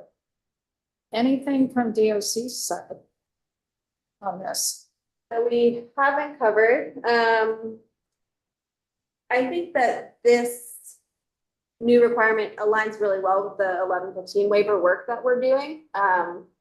Both require us to put better systems in place to project release dates, even when we don't know exactly what they'll be, and to have more parties aware of that information. There's easy things that we can do that we're working on now, motivated by the need to provide medication at release, like making sure that the WellPath medical team has more information about when someone might be released, even though it won't be conclusive. That will also then put us in a better position to do the 1115 waiver work as well. No, and that ties into the conversation we were having earlier about earned time. That release date, even for sentenced individuals, is a moving target. And when that went into effect, we had to create an entire sentence computation team wholly dedicated to trying to figure out when someone might be released. Because you have your minimum, your maximum, your earned time, DRs, which might impact that, they're major DRs. So it is not easy. And that is some of the discussions that we're having with our partners at DIVA and the Medicaid policy team at AHS as part of the 1115 waiver planning. It's quite complicated. And I think it'll also force clarity that will be really impactful on exactly who does what components of release planning. It's complex. It crosses all of the stakeholders who are in a facility, medical, DOC, different divisions of DOC, different people in different roles have, impact someone's release from a coordination standpoint. And so as we, build up what those services look like for the 1115 waiver, it will help us define things that I think will improve other parts of our system and ultimately put us in a position to do better release planning even for people who are not post-adjudicated, who won't immediately be eligible for the additional Medicaid services. So when a person's reaching that time of possible release, are there any issues with the presumptive parole versus furlough for any of this? Or not? I'm not sure. I have to check with our team on that. I'm just curious if there's any, or if that factors into anything or just So doesn't I think matter. in general, as you know, Chair, we've reduced the furlough population quite a bit over recent years to try to move more people into, parole, provisional parole. Does the parole board pay attention whether the person is going to be put on parole with adequate medication? I think that'd be a question for the Parole board, but you haven't run up against that with folks. Have you? What about staffing issues with WellPAC? Sure, there's some staffing issues, and then how the bankruptcy might play into this. You may not be the person that. No, I mean, I could, Those are issues that are swirling around. yeah. We can share a little, thanks. Yeah, absolutely. No, I appreciate that. So staffing for healthcare in rural Vermont is really challenging, right? So that continues to be a challenge, as it is for our DOC colleagues. So I often see us going hand in hand with that. I will say, as far as the bankruptcy, I have been asking for certain types of support from our home office to put certain things in place, project management support. I have not seen any of that. Have not had an issue in that. So the Act 876, which is now 159. So to put that in place, I asked for some very specific project management support. I got it straight away. I had a meeting on my calendar that afternoon. So and that's not it's just a fact. It's not an advertisement or anything. It's just, that's what happened. So I haven't seen those kind of pieces. I think there's been, you talked to Tyler directly on. Yeah. Yeah. So we've been in close touch, as you would imagine, with the WellPAC corporate office, which is oriented very differently from our kind of local leadership. Dr. Uliger and others that are here in Vermont working with us, and we work with them very closely. And for the most part, aren't interacting as often with the executive corporate team. Since this news, we've been talking to them a lot more frequently. They have assured us that operations won't be impacted. We remain concerned to watch and make sure that that remains true. But we are paying close attention, in case we need to react in different ways to maintain the health services that are available to people in our care. One piece that we learned recently is that because of the nature of Vermont's contract with WellPath, all of the vendors that WellPath works with to provide our services, so subcontractors essentially are considered critical vendors. So any of those that WellPath owes debts from prior to the bankruptcy petition will be paid at 100%. So that's reassuring, in that these partnerships that WellPath has hopefully won't be jeopardized as a result because they're considered critical services. When does a WellPath contract expire? Or what, about a year? We're about a year into 3 years, year and a half into 3 years, sorry. Halfway into it. Yeah. Other questions, comments? Thoughts? Yeah, we're good. Thank you. Thank you for taking the time. Yeah. So we're a little ahead of schedule, but I do have an answer, your question is that, yes, but sort of in a different context, where outsiders can come in to provide treatment. So in the MAT statute, if, might want to stay, but You might want to hear this. I want to hear this. that, if medication or opioid use disorder is indicated, during the department's assessment, and despite best efforts, induction is not possible, so they can't start it, the department shall ensure comprehensive care coordination with the community-based provider. So while it doesn't explicitly say it, I think it's reasonable to say that they could be brought in, or the offender brought I think in. that's what I was referring to. So there is some sort of, Continuity. there's a nod to that. There's a nod to the hub and spoke system Yeah. essentially. The in that. person could already be. But that's only if the medication can be started through the department of provider. Mhm. Is that rule or statute? That's statute. That's But statute. is We that- don't, Is that for folks who are already on MAT in the community? No, so this is, part of reentry planning in that if medication for opioid use disorder is indicated. So I read that to mean that they present the need for it. And despite the best efforts to start it, and if that's not possible prior to release, and maybe it's a timing issue or something like that, then comprehensive care coordination with the community provider. The phrase there, comprehensive, Right. the word comprehensive care really does imply a hub spoke kind of a relationship.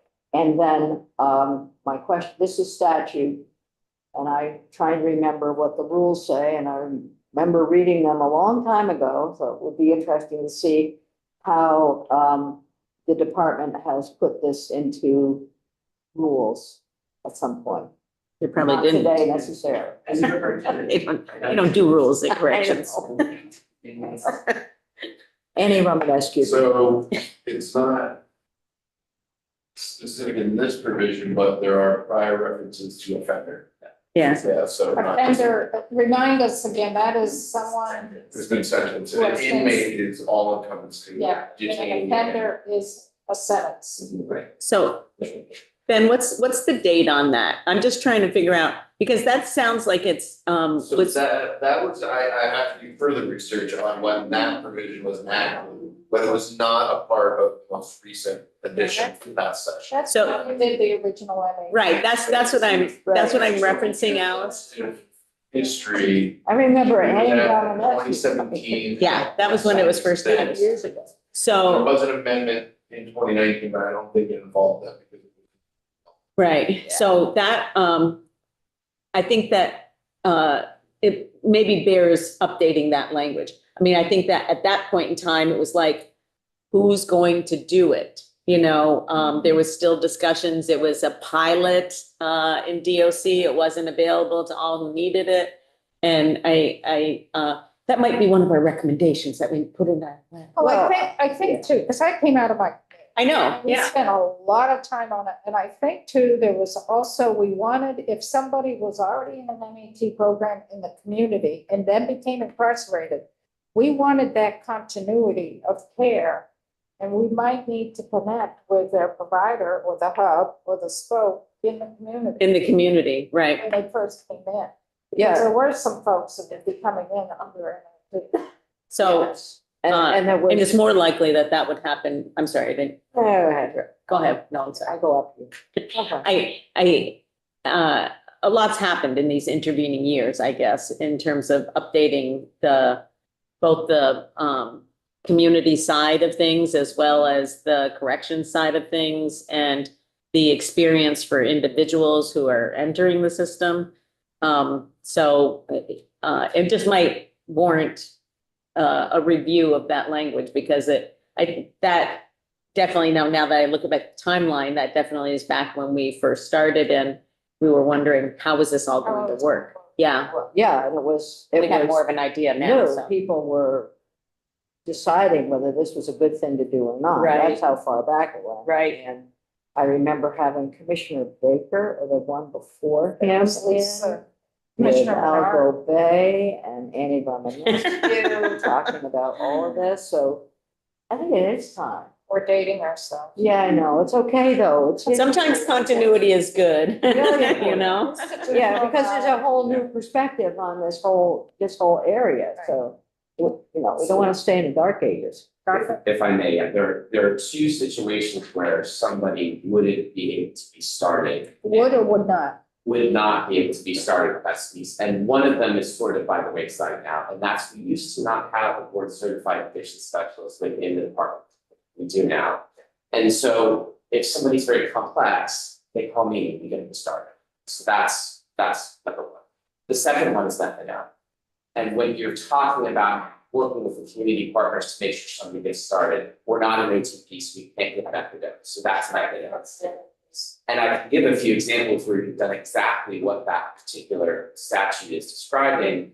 And there's been a few folks, unfortunately, a well-meaning ED sees somebody withdrawn with methadone. The problem is then you can't get the review right after. And it really ties our hands. And I've had emergency calls to Tony Fallon to, we need to get this guy hooked up in the community. Yeah, guys. Because they need methadone and I can't give it. So that's just to see that at play, I just wanted to share, that's how. So from my understanding, this provision is still useful. It would not be essentially resolved by what was just done this past session. Well, I don't know, it's certainly, we're doing it, whether it's useful or not, I don't know whether it's useful or not, but I'm gonna do that, I'm not gonna let somebody sit there. Consistent between, policy and implementation.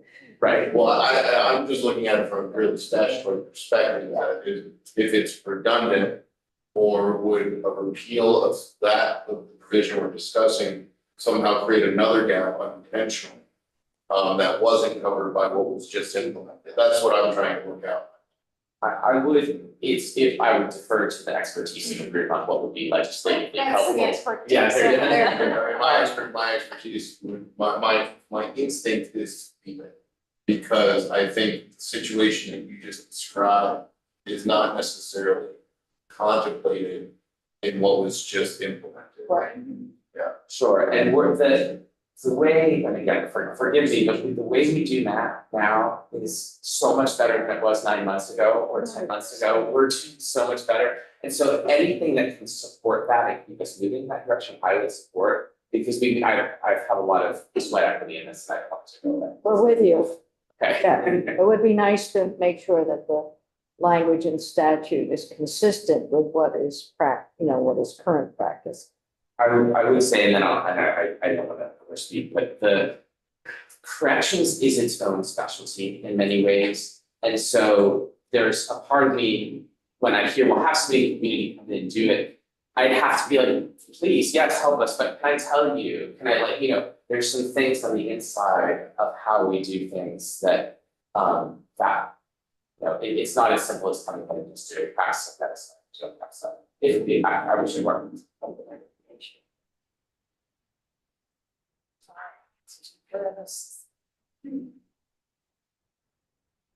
Sorry, I missed.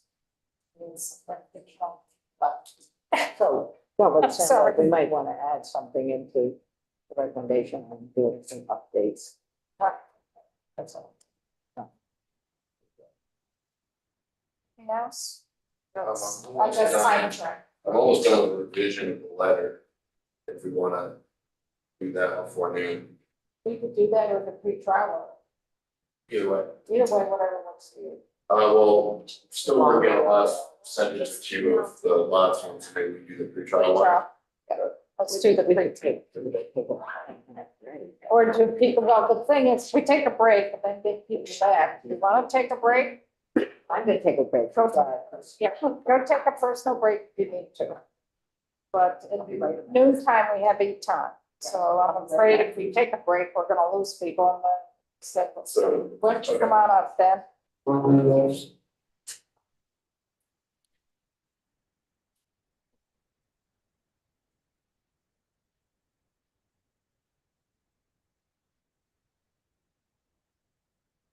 Okay, so we have another letter in our packet that will be going to the full General Assembly, which pertains to that pilot project for DOC for pretrial supervision that would happen out in the community.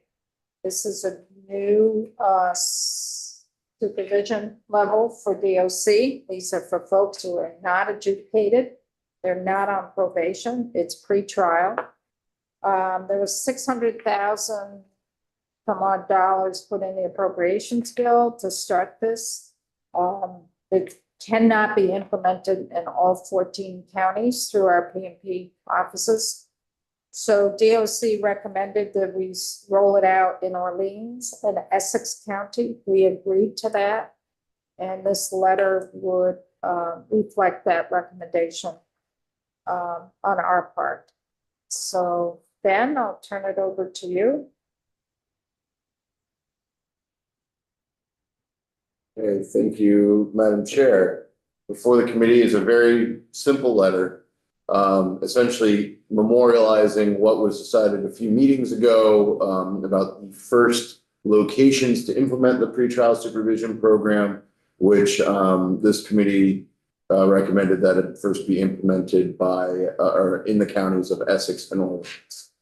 So it is notifying the General Assembly as required by the legislation, exactly that.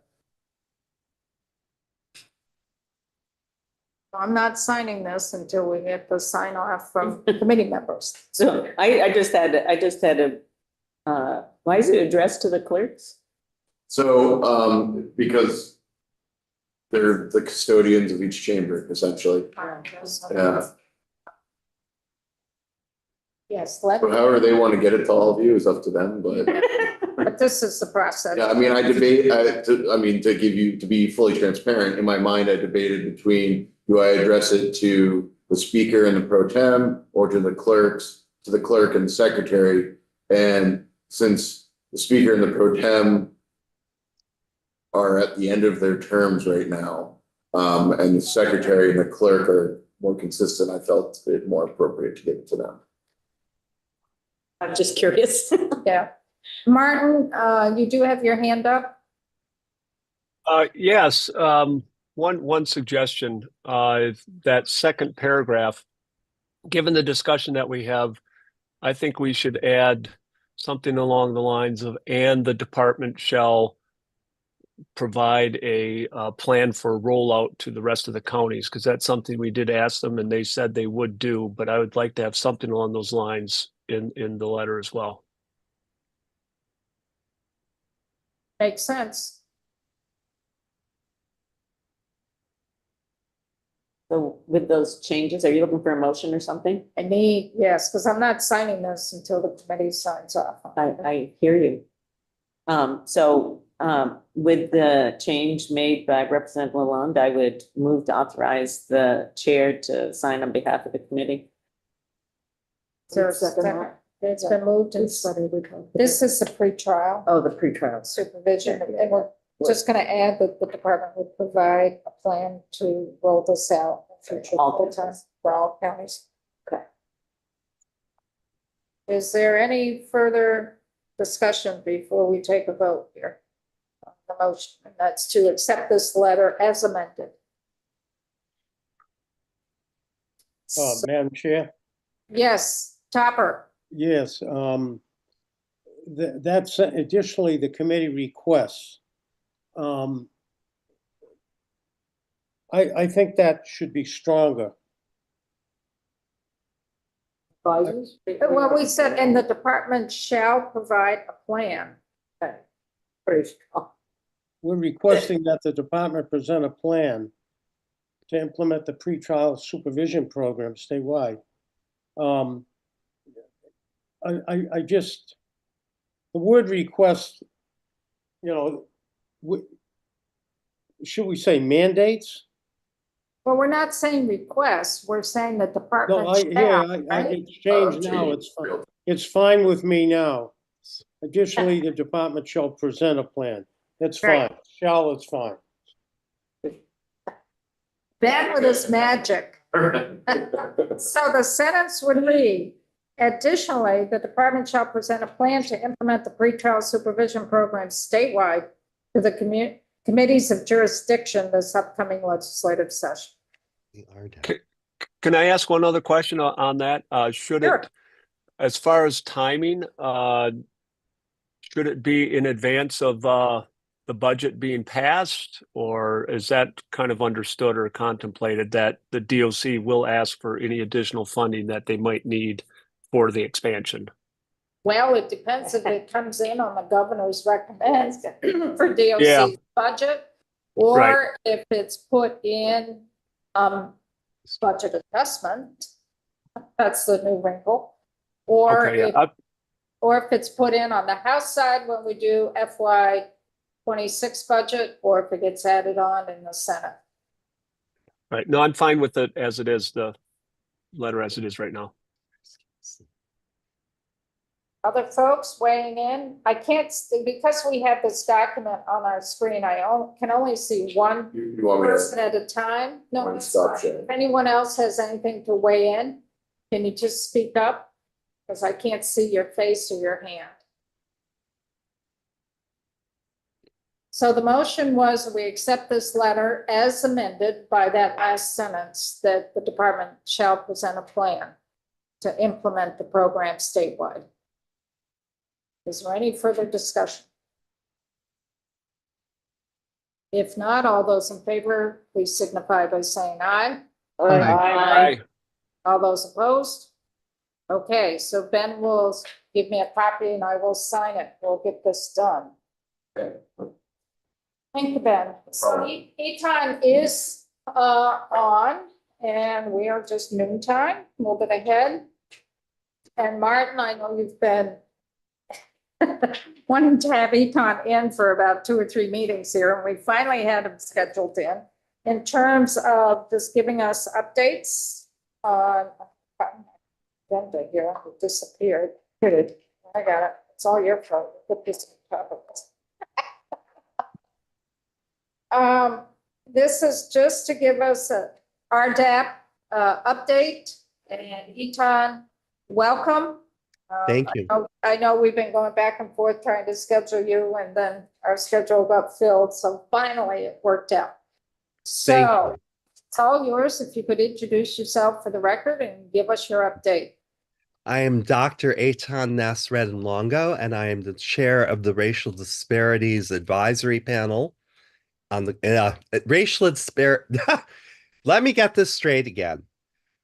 Chair of the Advisory Panel on Racial Disparities in the Criminal and Juvenile Justice System. Let me also let you know that, as you may have figured out in that very short moment, I am ill. I have a very bad case of COVID. I'm at high risk for serious illness. They wanted me in the hospital last night, but they have unreliable Wi-Fi there, and I knew I had to testify. Oh, gosh. So I'm going when this is over. So we'll keep it short so you can get to the hospital. I am stubborn. I'm hard to kill. Well, let's not say that. But no, but I just want you to know I look awful. I look like death that nobody even put in the microwave. Oh. It's just the way it is right now. So yeah, I will launch into this. You must know that the legislative session, the last one, from the standpoint of BIPOC folk, was a disaster. Okay? Simply a disaster. I cannot know what you as legislators know, but Vermonters of color are well aware that a literal tsunami of laws were passed with enormous potential impact upon communities of color. They know also that these laws were passed with a frightening paucity of input from many social justice organizations around the state, notably from the RDAP, an organization that this body itself created, but which had its sunset repealed because this self-same body felt that its contributions were so important. We were honored. Everyone, all humans, tell stories. We are a narrative species. These stories keep us alive. Their job is to teach, to record, and to communicate. This is what I teach recruits at the police academy when asked to do so, because they need to understand that everyone is telling stories all the time and that the truth and the falsehood of the story is not important. It needs to teach, record, and communicate. For Black parents, those stories keep their children alive. It tells them how to respond when they're stopped by police. It has always been thus through history, and clearly, I believe, will always remain so, as long as our brains don't change too radically. And I have to say, sadly, I'm not seeing a lot of chance of that happening. You should know that there have been several jobs that have been open around the state. And these have been jobs that would have been really good to have a BIPOC candidate or two apply for. And people looked at me when I mentioned it to them like I was crazy. And they would say something to the effect of, why would I work for racist white people? And those of us who do work for, shall we say, the people that they're meaning to mention, and I won't say whether I think they're at one thing or another, we've gone back to being called Uncle Toms. That's happened. Okay. And so I say a disaster. 23-24 was a disaster. I don't have figures, and that is so far not the point, and it may never be. The point is that the community has been screaming, not about us, without us, since the pyramids were considered new construction, and nothing has changed in this regard. The point is that your partners, whether you presently like it or not, were not allowed to weigh in. They were not invited, and that is absolutely stunning. The only needed message really was about inclusion, and you willingly didn't send it. For those who need more evidence of damaged relations, let me provide some quick history. I have a slide deck. Can I share my screen? Yes, you can. Okay, so I'll click share and assume I know what I'm doing, because Lord knows generally I don't. Can you? Oh, it's working. Yes. Oy vey, who knew? Anyway, okay. This first slide is from Harper's Weekly, 1889. I do not have the exact month. For those of you who don't know, you should know that Harper's is kind of the 19th century, early 20th century equivalent of Time or Newsweek. That's as close as I think we come to it. This shows Lady Liberty trying to homogenize the diverse citizenry of the United States.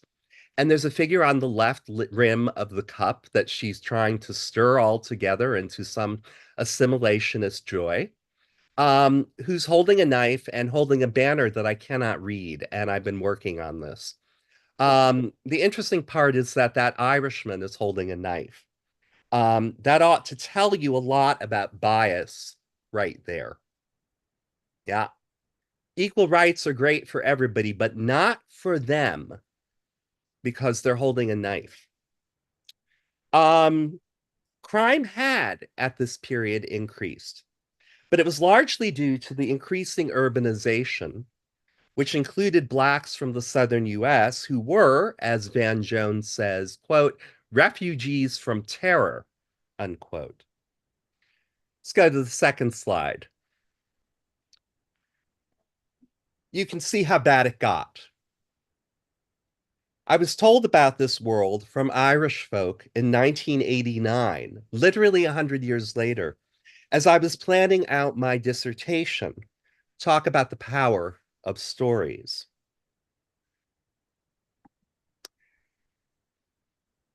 Now let's get really graphic. Make sure that you fall to the left side of this scientific illustration.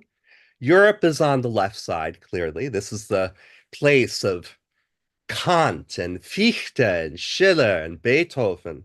And I assume that sub-Saharan Africa in some sort of caricature is all the way on the right, completely separate. Now we're going to go to the last slide, but then go back to this for a moment. This last slide here shows where the Irish lay. They look more like the Negro, at least in this depiction, than they do the Anglo-Teutonic, right? And if you read that whole paragraph below, it will tell you that they are descendants of savages from the Stone Age, mixed in a strange way with the African race, who, in consequence of the isolation from the rest of the world, they've never been outcompeted in the struggle of life. And they're thus, according to the laws of nature, making way for superior races. And that's a quote. And look again at this, and you can see where the Irish are. And back. Okay. I'm going to stop sharing now. And guess what? Crime was rising. Crime was actually rising at this point. The population of state prisons rose by just under 50% in the decade between 1880 and 1890. That was shown by contemporary figures. Those were drawn from prison records and such. Those were the only records that were had at that point. What seems to be unclear is the population and the identity of the criminals. Now, I'm sure that these figures are out there. I'm going to continue to look because this is fascinating me, but they're not the easiest to find. The hegemonically desired narrative is that the Irish immigrants, and we're talking shanty Irish here, right? We're not talking lace curtain Irish. We're talking shanty Irish. Yeah. They were apparently the ones who caused this wave. I want proof of that. I want proof of that. The veracity of this claim may be true, but why are the figures so hard to obtain? It seems very sus to me, very sus, and to others. I remember once having a conversation that I was, well, really just listening in on with Skip Gates, who lately the chair of African American Studies at Harvard University, and my mentor, Sam Floyd, who was the director and founder of the Center for Black Music Research in Chicago. And I remember Skip saying to Sam, you know, when the figures are hard to find, you got to get suspicious. You just got to get suspicious. This is a man who spent his life doing this kind of work. Does this have anything to say to the present? And I would say plangently so. Absolutely. Our contemporary figures from the FBI, and this is hardly considered a bastion of lazy liberalism, say that major crime is at a historic low. Suddenly, they cannot be trusted. People are coming up with great justifications for this, published in things like, you know, The Atlantic, The Economist. I mean, serious publications, right? Suddenly we've got bad science, we've got bad data, we've got bad data science, bad data scientists, all this sort of stuff. It's very convincing. Nevertheless, all of us acted. Maybe some of us overreacted, and questions abound. Is 2324 only a repeat of the old immigration, others say crimmigration story? That brown immigrants came in, or coming in, both as refugees from terror and also from economic immiseration that was partly instigated by American imperial policy in both Central and South America. And crime is seen to go up yet again at a moment of immigration. Coincidence? I don't believe it.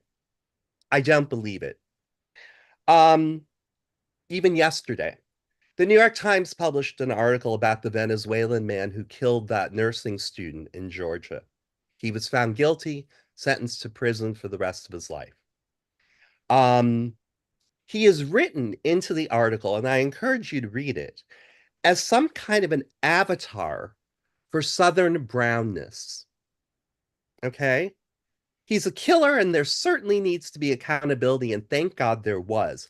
But such figuration is never made for white men. Not once. Never. Does a white man stand as an avatar for every other white person? It doesn't happen. And this is from, by the way, a bastion of liberalism. Let me continue and be extremely clear. We, neither the RDAP nor you, have the data to speak to the success of the moves made in the State House in 23-24. We do have some emotionally devastating data, however. You never called on constituted bodies who you charged with covering these matters to look into this question, and indeed many others that are related to it. The answers might have had an important impact. They might not have. We'll never know. And therein lies the tragedy. We'll never know. This is also part of the reason why this body, the legislature, should not be surprised that it has likely created a huge credibility problem with BIPOC communities. In the session that preceded the last, you repealed the RDAP's sunsetting. We were important. We were doing good work. We hoped we were. You felt we were. We were feeling really charged up about our mandate, actually. But the idea seems to have been just don't talk when the real work of race relations really gets going.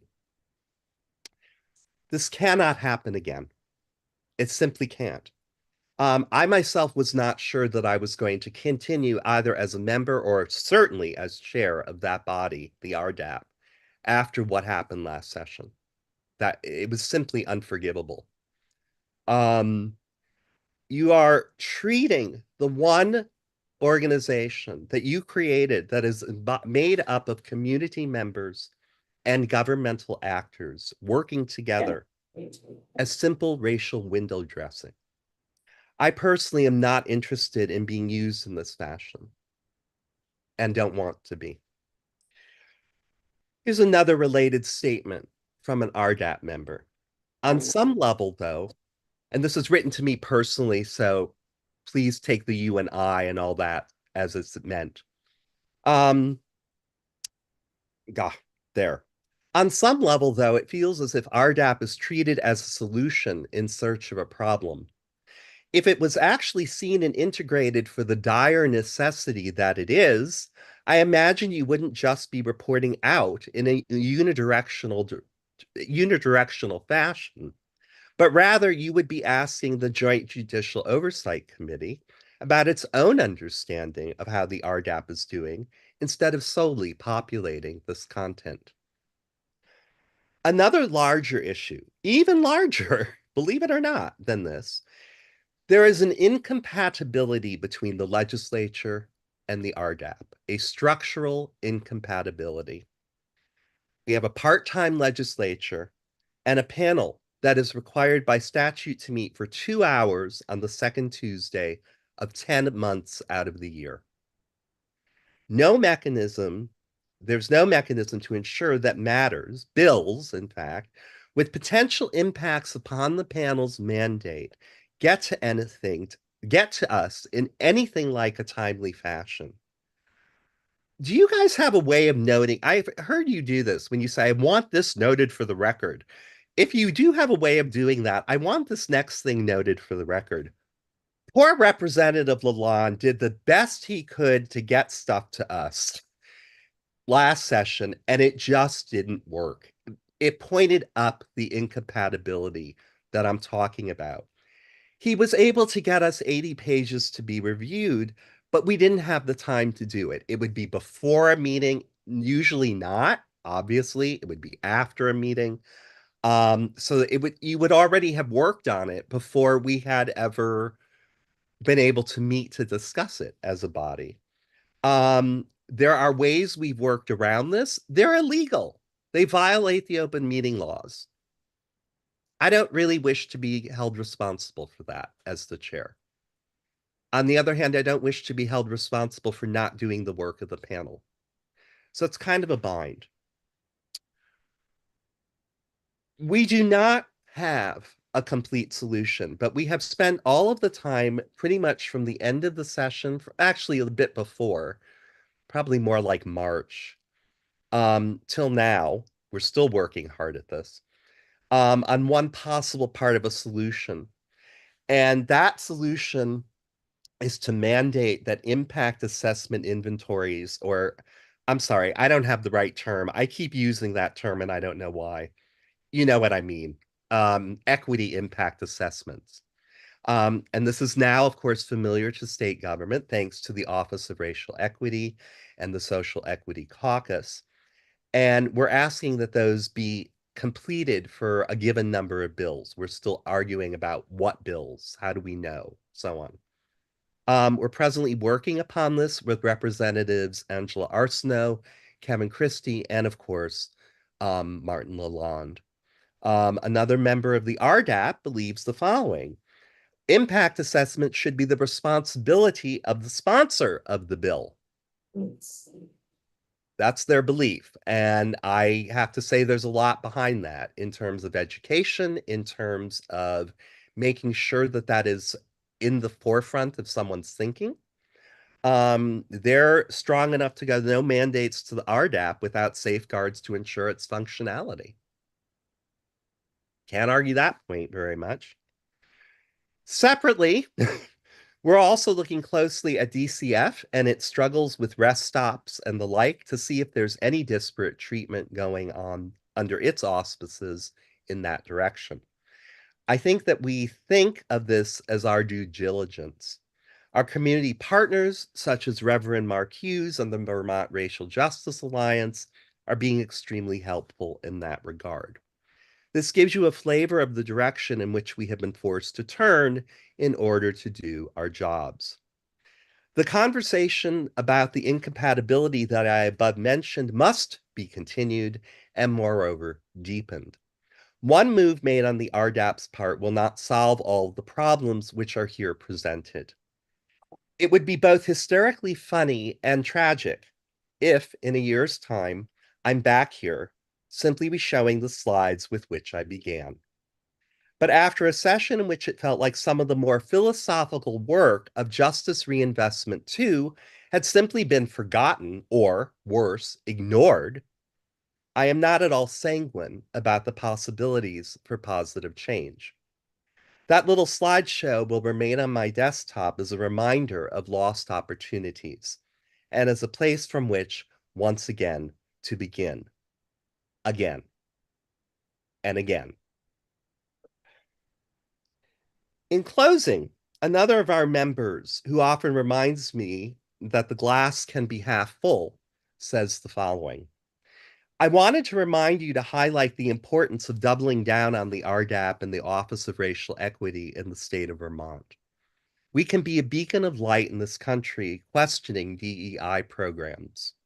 We can lead the nation by incorporating equity assessments into the creation of legislation. We can promote the righteous path. Now, my friend and colleague is wrong in that we wouldn't be leading the nation. Other states already do that. It's already required by a handful of other states. What we can lead in doing is by instituting this at the moment when that sort of work seems most imperiled. That is a powerful statement. I would say it is a needed statement. I am sorry not to give you a more positive report, but I think that this has to be said. I think it has to come out. And there has been no opportunity to make this sort of address in an important setting. So there are my remarks. And thank you. Thank you for your time. So, Eton, I want to thank you for the update. It's very sobering. And I'm just trying to process how we move forward here, because there needs to be a lot of conversations in the future.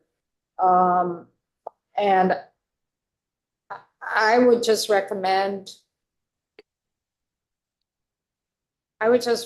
you provide this testimony to the respective committees once the full legislature reconvenes in January. I think that's really, really important. I can do that. I can certainly write it so it's readable and not filled with my mistypings. No, that's fine. Questions from the committee, comments? Teresa? Thank you. I have to say that I was not aware of the RDAP. And that's, so I can understand why that would be troubling, particularly since my committee has a lot to do with juvenile justice. And so I appreciate the information you provided today. And I have just was looking up your last report, and definitely will take it to heart, and we'll be in contact when the session starts. Great. Thank you, ma'am. Good. Any other questions, comments? Yeah, just real quick. Thank you, Eitan. I hope you're feeling better. And we have been trying to work on figuring out this incompatibility between how RDAP's set up and how the legislature functions. This fall, I've tried to I've presented at RDAP a couple times as far as anticipating what we might take up in the coming session, but that isn't really a solution, a very good solution either, because that depends on Right. me as an individual, not on the institution. And we are, part-time citizen legislature who shouldn't necessarily have to be working from August on to keep to anticipate what's going to happen. But in any event, it's something to continue to work on, and perhaps the assessments could be part of the answer to make sure. And I have pledged to RDAP and to Mark Hughes and such to do better as far as bringing in those voices in the coming session, and do intend to do that. But thank you very much for your testimony. It was very, very interesting and very pointed, and I appreciate it. Thank you. Thank you. Anything else? Like, okay. Anything else for the committee? Hope you feel better. Yeah, Yeah, take care of yourself. That's most important. Go take care of what you need to do for your health. That's really important. I know it's moments like this where I realize I'm just a guy, we're sick. All right, whatever. But you gotta take care of yourself so you can keep Right. being. And I'm sick, whatever, it often has a bad outcome. So I'm going to go to the doctor. So, thank you. So thank you. Thank you for taking the time today. Go see your doctor. Absolutely. Have a good afternoon. Yes, you Take too. care. Bye-bye. So for the committee, it is now lunch. So we will break for lunch. We will be back at 1:15 to talk about pretrial diversion, which is something that we a new piece of legislation that we put in place this past session. And this is going to be an update on that. Yes.